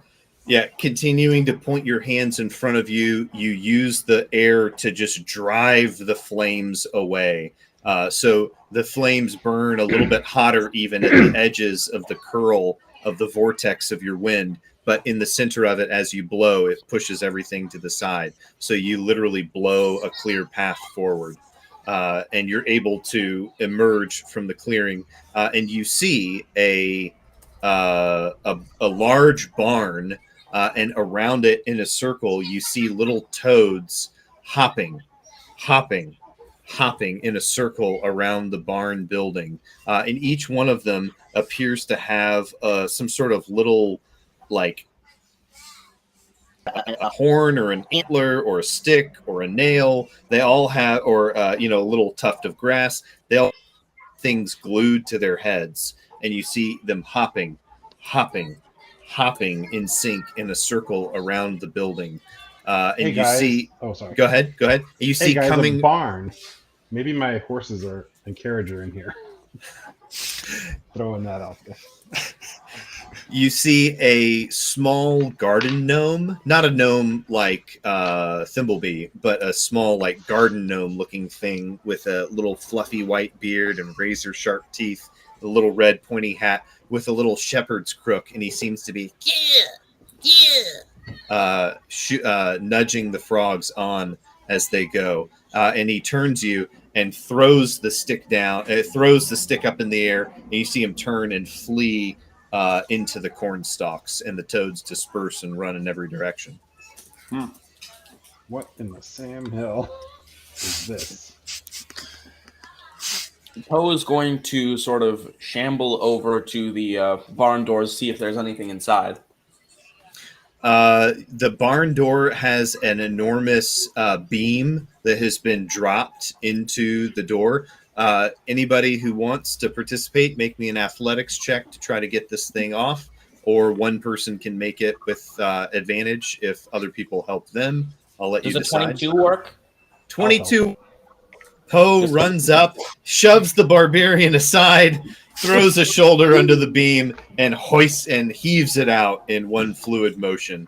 As the doors automatically begin to fall open, you see your friend, the boy, Crocular, with barbed wire wrapped around each of his wrists, suspended from the ceiling, and a rope tied to his feet. And his feet have been pulled back so that he's hanging face and belly down, staring into a huge bucket of blood. You see him struggling, and you see that he's trying to twist his wrist when he turns and looks at you, and you see a huge rag is shoved in his mouth. And he wildly begins to gesture to all of you. Crocular, do you want us to let you out? Everybody make me an insight check. Real quick. This is in a split second. 17. 15. 7. 12. Ivan? 12. Jim, you see that Crocular's eyes are not betraying fear and terror for himself, but for all of you, and his eyes are pointing above him. I look up. You, in just a split second, say, "Move!" And you dive out of the way. Everybody, because Jim saw this, make me a dexterity saving throw with advantage as you see an enormous iron cauldron is being tipped up over you, and you can see that a large amount of boiling material is about to be dumped on you. Jim, I 17. needed that advantage. I rolled a natural 1 on that save. I did too, but I got a Oh, 17 God. on the other one. I got a 17 on the other one, too. Hey, 18. Yeah. Veda? 18. 18? Ivan? 23. 23. All of you leap out of the way as you see an enormous vat of boiling pitch dumps onto the ground in a huge sticky mess. Splatters of it land on your legs, and you see steam and smoke rising where it touches your clothing, and it burns. You don't take any hit points of damage, but it burns your flesh ow, ow, ow. where it touches, and you realize in horror that that would have been truly devastating. You Did see, it dump over Trocular? say what? Did it dump over Trocular? No, Crocular is hanging up in the air about 8 feet off the ground over a large barrel of blood that has bubbles coming out of it and steam rising from it. And up above, you see that another scarecrow has dumped this cauldron. Everybody roll initiative. Ah, Except you, Me too? Crocular. Crocular, you'll be last in the order since you're I am restrained at the moment. restrained. Yeah, indeed. Guys, I've got powerful spells. If only I could move my hands. I have a 0 for initiative. Excellent. I have a 6 for initiative. Wait, what? Do you have a negative initiative modifier? I It's certainly just do. your dexterity, so yeah. I have a lot of negative modifiers, Your but I have initiative is a the same as couple your of really good ones. So you have a +3 for dexterity. You have a +3 for initiative. I got Same for me. 19. have +2 for dexterity. +2 for initiative. Okay. So you have a negative dexterity. Oh, I have a 6, by the way. Okay. I And have- Veda? 10. Okay. Ivan, you see that your friend is suspended and helpless, and about 10 feet up above you, crouched on the edge of a rafter beam, actually about 15 feet up in the air, crouched on a rafter beam is a scarecrow looking at all of you with malice. Ivan's gonna run up and it's like a chain. It's barbed wire wrapped around each of his wrists and rope Wait, Josh. around his feet. Yes. There is actually something I do have one thing that I can do with only verbal. Okay. What's that? Well, if you put me in the Oh, you're in the order. You're in the order. Oh, I didn't roll. Roll I for didn't- initiative. Okay. Roll for initiative. 17. Okay. Okay. Ivan, what do you do? He's gonna try to cut. And did you say there's like he's hovering over something? Yes, there He's hanging is over a something? large bucket, large barrel full of what it looks to be blood. It's red, it's bubbling, and it's got steam coming out of it. Okay, well, I guess and he's up above the barrel, so to cut him, am I going to have to like step up on the barrel and cut him and kind of push him so he doesn't fall into the barrel of blood?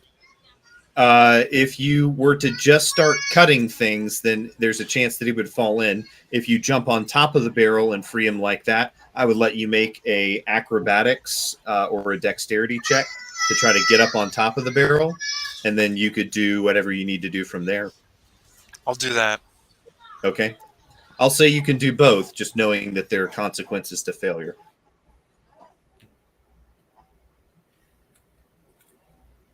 Uh-oh, he froze. Wah, wah. I pulled the old unplug from the server when you make a low roll trick. Classic. That's such a Looks great like World of Warcraft cartoon. Did he just do a dex save? Yeah, he did a He dex rolled save. a 16. It's Oh, in the okay, game- yeah. It's in the D&D Beyond game log. Okay. So So We could continue until with that. Ivan comes back, I'm going to assume that he was going to finish what he was trying to do. And he manages to free one of your hands, Crocular. So you have Nice. one free hand. Let's see here. Yeah. You have one free hand and a Ivan who is standing on a barrel, 1 foot on either side of the barrel, and he's kind of stabilizing you a little bit. So even if you were to cut yourself loose, you wouldn't fall down into the blood. He'll catch you before that happens. What do you do, sir? Oh, is it my turn? It is your turn. That's amazing. So, man, if I had known the scarecrow was there, I would have done this much earlier. But I guess maybe I couldn't see it. yeah, it was you You were face down, and it was up above your line of sight in its Okay. lair. So no, you did not see it. Yeah, I don't have to see it for dissonant whispers. Is it within 60 feet of me? And you see it now. Okay. Yeah, it's gonna get dissonant whispered. I'm just gonna stay where I am. I don't actually need my hand to do this. Okay. So it's gonna need to make a Wisdom 13 saving throw. DC Excellent. 13 Wisdom saving throw. It rolled a 17 plus stuff. What happens Okay. if it passes? If it passes, it only explodes. takes half of 46 All right. psychic damage. So half of 17 is going to be 8. Okay. It takes 8 damage and it doesn't have to do anything. If it had failed, it would have had to run away from me. What do you say to dissonantly whisper into the ear of the scarecrow? How do you mind job a scarecrow? It's a lot of it's like reading Finnegan's Wake. Like the sentences don't really make sense and they don't end. It's just he's just saying lots of stuff. The agricultural landscape will eventually deteriorate. Industrialization will cause a downfall of your entire milieu. Well, it's just like mice on will the overtake moon your and company. stalks of sugarcane wafting in the breeze and eternal Arctic ice crusting over everything under the moonlight made out of cheese. Just stream Excellent. of As soon as you get the consciousness. cheese, you see him burst into tears, and he holds. Veda, it is your turn. Does he take damage because he has like talons? No, He's like, he holds them out. All right, Aaron Joy / Veda, it is your turn. Let's see. She'll ready a wind and move her in the direction of the scarecrow, but not really up to him with her blade drawn. Just pointing at him menacingly should he decide to move anywhere. Now you have gale force, hurricane, 85-mile-per-hour winds gusting out of your hands. If you point them up at this guy, you will send him flying off of his rafter and falling to the ground. Wait, right now I do? I thought it ended with the end of our last battle. However long the duration of that spell is, how long does it say you can keep that up? One moment. If you dropped it, you dropped it. That's minute. fine. Concentration up to a minute. Up to a minute. Okay. I'll say it's been. I don't think it's even been a minute. I'll say that you have 2 more rounds of this left. Okay, well, if it's still coming out of me, I would point it at him. Yeah. Okay. All right. So this guy is going to make a athletics check to try to hold on to the rafter as he's getting blown off. He rolls a 2. So he is going to fall. Matthew, refresh me on the rules for falling damage. The first 1d6 per 10 feet. Right. Okay. So he's not quite 20 feet up, so he'll take a d6, and he takes max damage from that. He takes 6 points. So you see him collapse to the ground in a heap, and you hear a crunch of wood and dry plant material as he collapses to the ground. So that was your concentration that kept that going, Veda. He is now on the ground in front of you. If you have a simple weapon attack or whatever, you could still do that. Sure. Blade. I would decapitate him. Okay, stab him. Slash him. You gonna roll a d20? Oh, sure. Do I add anything to it? +6. Nice. Josh, I don't know if you saw this, but Jared just texted us and said that his computer has run out of batteries, even though it was plugged in. Oh no! So we're probably not going to get him back, at least for a while. Fair enough. Understood. Too bad. All right, non-natural 20. Okay, that hits. Roll some damage. Okay. Let's see. Don't tell me I know how to find this. Yeah, it is. Okay. It's somewhere here. Thank you. 7. Nope. Wow.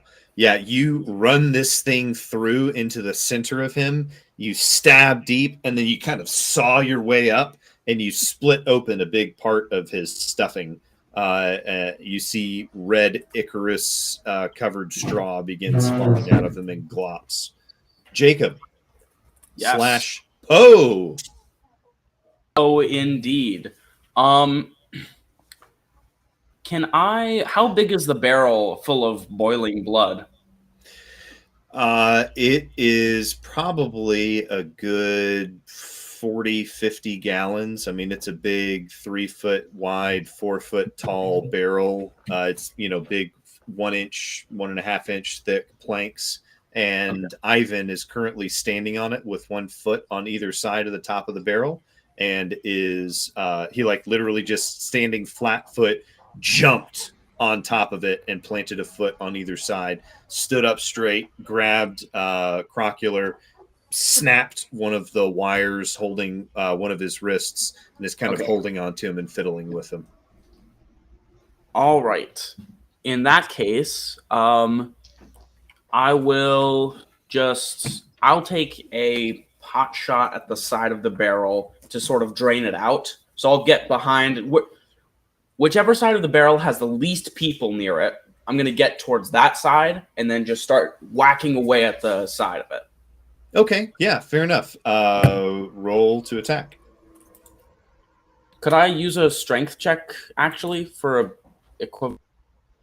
Should I just try to break the barrel? I think you would need to attack this. It's an object with hardness and thickness on it. You just need to attack it and try to break a hole in it. Gotcha. All right. 1 banner staff attack. Ooh. Does a 22 hit the inanimate? Oh, that hits it real hard. and you've beaten its AC by a factor of 2, so you're going to deal double damage on this thing. Nice. All right. So just whack. Wow, 3 damage. Thank goodness you doubled that damage because you needed at least 5. You do, in fact, punch open a hole, and you see a fist-sized hole opens. You pull your fist back really quickly, but your knuckles are superficially, cinematically singed. You what? I used my staff, so it should be more Oh, you like use your staff. Okay, yeah. So you whack a hole in it, and you see a line has several of these staves have cracked, and blood is now gushing out onto the ground into the dirt floor of the barn, and you see steam beginning to rise. Right. Yeah. Jim. Jim's is that the scarecrow thing still animate?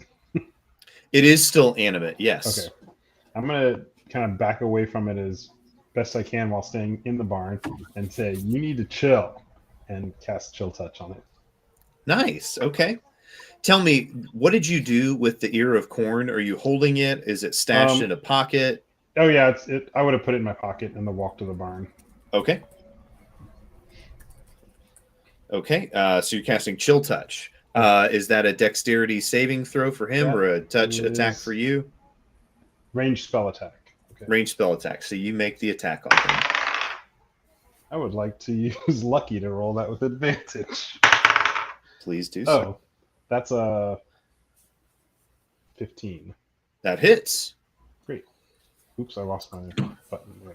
And then it does 1d8 necrotic damage. And it cannot... Oh, it did 1 whole damage. But it can't regain hit points until the start of my next turn. And it's just kind of grabbing onto it.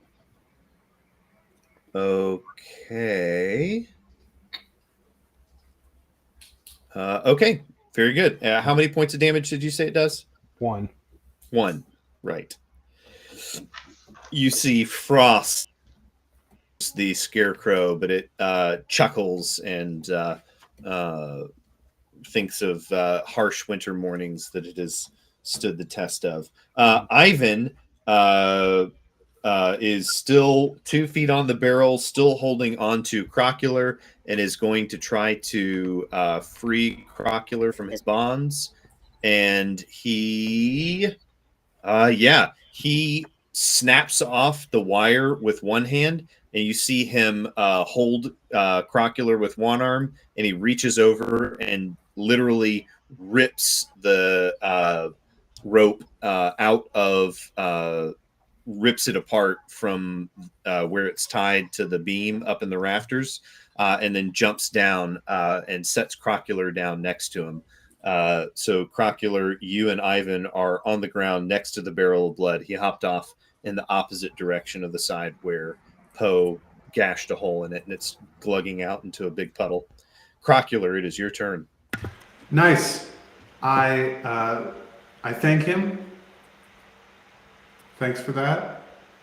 And then I hit the scarecrow with another Dissonant Whispers. It has to make a DC 13 Wisdom saving throw. Oof. It rolled a 19. I take it it's going to take half damage? Yep. Okay. That's sad. That's Scarecrows don't scare easily. Both of my spell slots. It's another 8 hit points. But then cut in half to 4? Nope, it was 16 cut in half. Oh gosh. Okay. You see that that your Dissonant Whispers, even though they're not as powerful as they could have been, still bring this creature to its knees.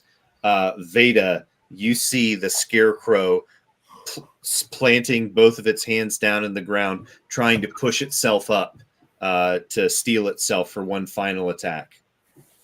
She's going to use her sword again. What am I adding to this again? Thank you. No problem. 16. Hits. Roll me that damage. 7. What does it look like when you finish this scarecrow? You It just slap him. no longer looks like a being. It looks like a pile of straw with some flaps of color. With some flops of color. All of you see that the barn door behind you transforms into a tall arched doorway with a painting of a garden on it. You see little cherubs doing naughty things and little imps pretending to be all pious and well behaved. And you see a massive iron set of hinges on the door and a large iron plate that you know on the other side has a deadbolt. Is the deadbolt locked? It's on the other side. You don't know if it's locked or not. I push the door open. Crocular stumbles forward and pushes on the door, and all of you find yourselves sitting in the circular room with yellow walls, with little green grasses and shrubs and plants and flowers painted on it. And as all of you peel the helmets off of your heads, you all see there's this sticky, gooey material stuck to the tops of your heads. You all reach up and bring your hands down, and you see that there's hot, viscous, partially congealed blood on all of your heads. Oh no. I checked my pockets to see if I had that golden ear of corn. You find 3 little gold kernels in your pocket. This is not right. Poe's hand is asleep. You hear the sound. You lift up your hand and you realize that your hand doesn't feel asleep. In fact, it feels normal. And just then, with a start, you see that there's a scarecrow in your face, and you feel razor sharp claws slashing through your jugular, and you hear this wicked laugh of vengeance. And then all of you wake up in this room with yellow walls, with little green grasses planted in them, painted in the yellow walls. And all of you pull these helmets off of your heads, and all of you feel the tops of your heads. It feels normal. Jim, you quickly run your hand into your pocket, and it's empty. Okay. But you all What was seem to that? be in the real world. His hand is still asleep. Yes, Crocular, your hand is in fact fully numb and tingly and asleep. Mine is or his? No, yours is. Mine. Oh, I'm sorry. When you Poe, wake up, it's under your butt. You're sitting on it. I mistook. Yeah, Poe, you reach your hand up and you're like, what? What on?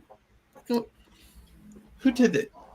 Crocular, are you sniggering in the corner? Both, do you need to, are you sniggering in the corner openly, or are you hiding your glee, Crocular? I think Crocular, Matthew would not forget a good prank like this. But Crocular, I think, has probably forgotten and moved on to something else that's interesting. He was Like recently in a the nightmare. wallpaper. Yes. Poe is going to watch his hand and say, "Shame. Lasting effects of the dreamscape, no doubt." And he's gonna get up from his seat and start stumbling over to the door. You see that there is a small flashing light on top of the sort of umbrella-shaped chandelier kind of thing that all of these cords are running from your helmets up to. And you see Brick comes charging in, and he says, "What on earth are you doing? Who sent you into nursery?"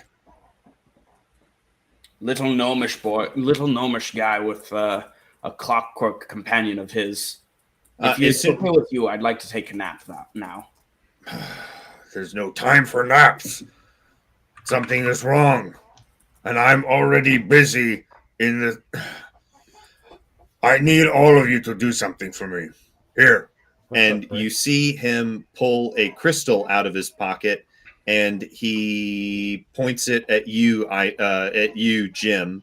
And then he sees how sickly and unwell you are, and he kind of shakes his head, and he turns towards Poe, and he shakes his head, and he turns towards Veda, who's scowling back at him, and he turns and hands it to shoot. How many of you are there? Ivan or Crocula 4, are the other 5. people? Ocular and Ivan are left. Yeah, I think he hands it to Crocular, and he says, I need you to go to the library, find the librarian, and get the V3. Do you know about the V3? There's no way you would know. Okay. I need the Veiled Vial Volume. It has sanitaries of the known spells and rituals of Karen. Rock says he needs it to analyze it for patterns for, I don't know, interpreting something about Karen. We don't know how she got so much power over the dream, and it looks like something's gone wrong here too. Did you have Karen dreams in the nursery? And you see Brick is really, really upset. I don't know if it was Karen, but it was not right. There was knifey-handed scarecrows and blood and tar. And a weird chicken in a hallway of doors. Yeah. No, the chicken's always there. That's normal. Oh. Oh, okay, good to know. I was crucified. I'm sure you were. Okay, that should not be happening in nursery dreams. Nobody's supposed to be getting crucified in nursery dreams. Anything wrong? Anything perverse? Super weird? Oh, that little gnome with the frogs that had, or toads that had head decorations, antlers and nails and things in their heads. Yeah. Yep. And the Sounds like scarecrows. Karen to me. Murder scarecrows? Murder Yeah, scarecrows yeah. are bad, but anytime you see perversion of Karen, they're always unmistakable, unhideable signs. Karen is in the nursery too, and you see Brick reaches from behind the wall where you can't see, and he brings out this enormous mace that's like 3 feet long with a 1 foot long stone head, and you see him just and he just brings it down on the main umbrella chandelier thing, and it just shatters into 1,000 pieces. You see Thimbleby come running in and begins blessing Brick out in Gnomish, saying, "What have you done?" And Brick says, Karen invaded invaded the nursery. They had another Karen dream. What? Don't be silly. That's impossible. There's no way that Karen... There were little tiny frogs with glued-on horns being driven by a gnome shepherd, and he got crucified by a razor-fingered scarecrow. And Thimbleby goes, in the nursery, I understand. And you see him run over, and he pulls down this lever, and you where there were places where there were sparks emitting from exposed places where the chandelier was broken, and it suddenly goes dim, and there's no light in any of the crystals. All right, so what's the plan? Brick turns to all of you and says, I need you to go to the library now and get me the Veiled Vial volume. Get it back to Rock as quickly as you can in his study. Okay? Go! Go! Come on, Crocula, let's go. Let's I have go. a quick question. Do I heal any of my health now that I'm out of the dreamscape? Your damage does not transfer over out of the dreamscape. You can basically take a long rest. Sweet. Any spells that are depleted, any hit points that are depleted, you top back up. We're gonna head to the Veda library. is feeling the rush of excitement. This was not exactly for her. This was kind of awesome feeling. So she goes quickly, ready to bound to the, trying to pull her sword from her from across her body. It's not. This is suddenly deflating, and she slumps and transitions to a schlubby, slow step, Poe, not leading the way. Oh, yep. Poe, who is already just general, is going to just shamble towards the hallway, presumably behind whoever's leading. Jim is very invested in fixing the machine because it's been very helpful for his recovery, his mental recovery. And he does not like that it's broken. Crocular is starting to get the idea that Karen is incepting them, and it's beginning to occur to him that maybe what's that place called where you go too deep in Inception and it's like all the way at the bottom, infinity layers down. Recursion, something. Hell, I don't know. But Crocular is beginning to get interested in maybe going there to explore. If Karen's incepting them in dreams, maybe he can get somewhere for real. So all of you know that the library is super duper off limits to the likes of you. And that is why Brick handed you guys a crystal. It's an access crystal. It will allow you to move through certain doorways that are otherwise warded with alarms or with just straight up repelling magic. There are other doors that are physically closed that you'll have to swipe it to open up. But as you travel along, you have to take an access stairway down along the edge of the glass. And so the stairs that you're walking down aren't just pointing downwards, they're slowly curving inwards along with the curvature of the dome itself. So a nice, broad, long curve. But outside, you see lightning flashes. It is incredibly dark down here on the underside of the dome when there's a full storm cloud built up around it. So the top of the dome might have even a little bit of sunlight coming in, but on the underside, it's an incredibly dreary scene. Every now and then you see a flash of lightning. And for those of you who are looking intently out the window, sometimes you see enormous 60, 80 foot long squid figures darting past, chasing after prey in the storm. This is making Jim very anxious, and he's trying not to look outside, and he jumps every time there's lightning. As you get to the library, you see that there is a sign that says, "Please be quiet. Please put your books back please put books back in reshelving bins. Do not attempt to put them away yourself." With 3 exclamation points after it. And as you set foot into the library, you experience a deep, deep quiet. You can hear every now and then the sound of books shelving and unshelving. Every now and then you see a lone book floating by itself. One of them stops and kind of flips open its opening. It opens at you and shuts and then shoots off in the direction that it was still going.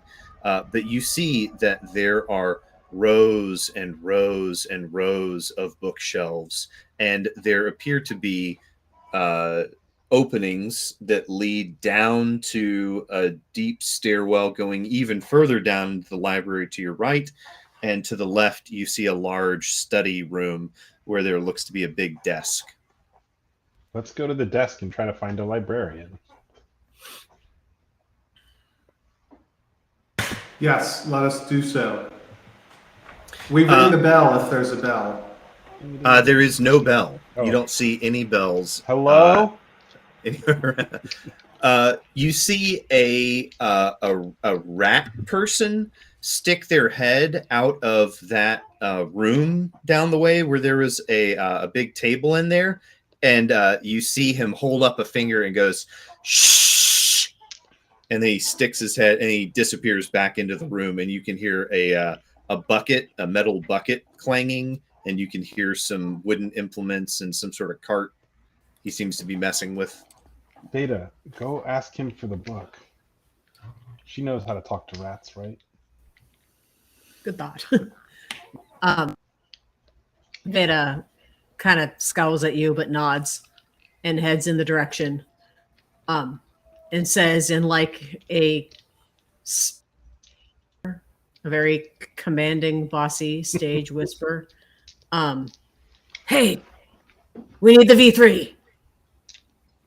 Do I look like I know where the V3 is? All of the different aisles are numbered anyway, lady. What are you asking me for?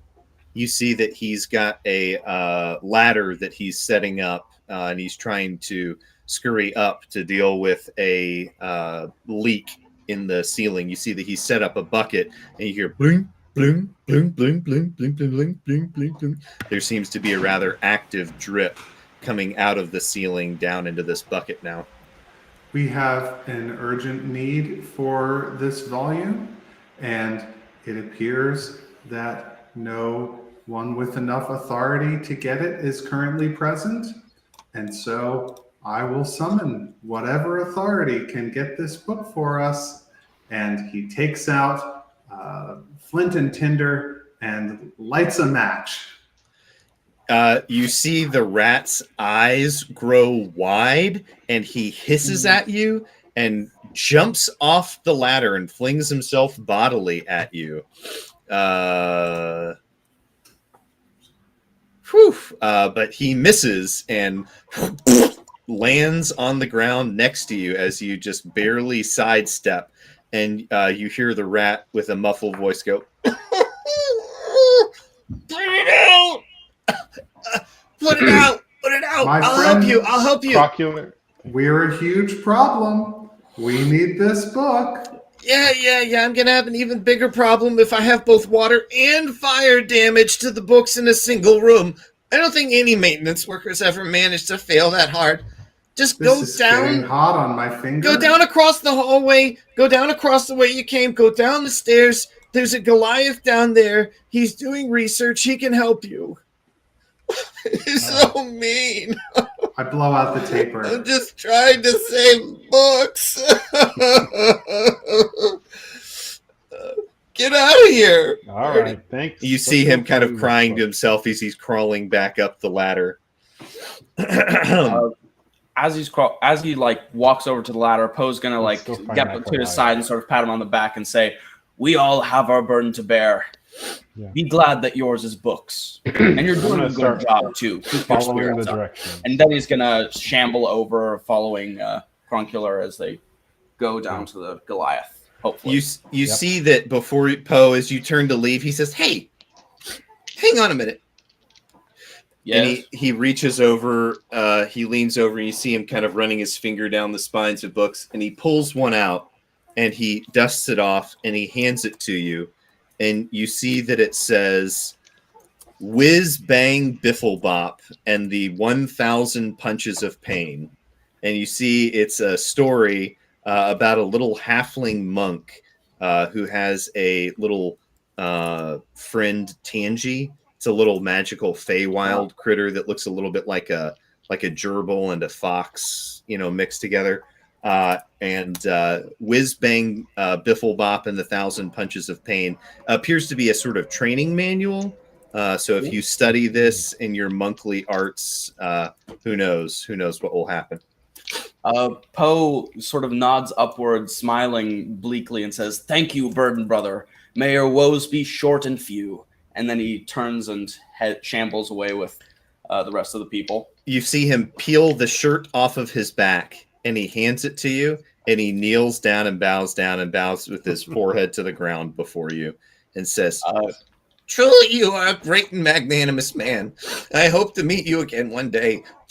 I'm afraid I must attend to my duties, though." You see him crawling up the ladder in his underwear.